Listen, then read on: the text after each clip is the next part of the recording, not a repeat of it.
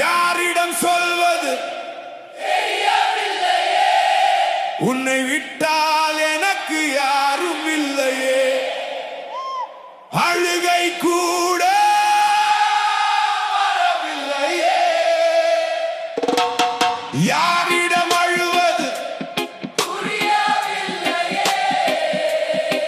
உன்னை விட்டால் எனக்கு யாரும் இல்லையே.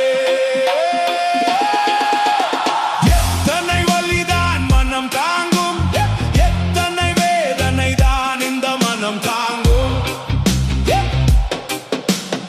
இதனை விதி என சொல்வதா உன் திருவிளையாடல் என்பதா?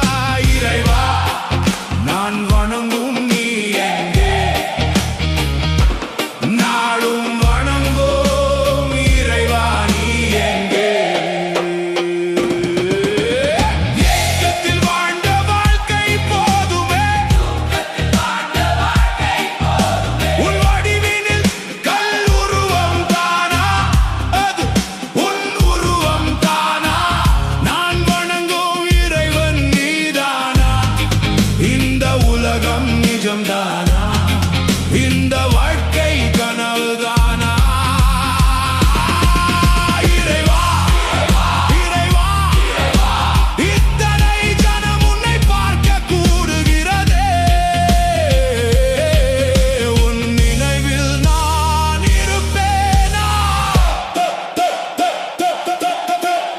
ஓடாதே என்று மனம் சொன்னாலும் பயம் துரத்துவதை நிறுத்தவில்லை. பயத்தை விரட்டி அடிக்க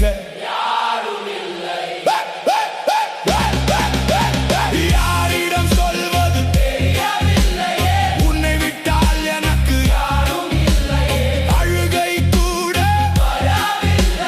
யாரிடம் அழுவது உன்னை விட்டால் எனக்கு யாரும் இல்லையே.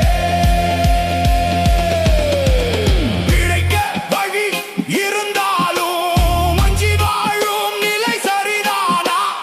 ஏக்கம் நிறைந்த வாழ்க்கை முறைதானா?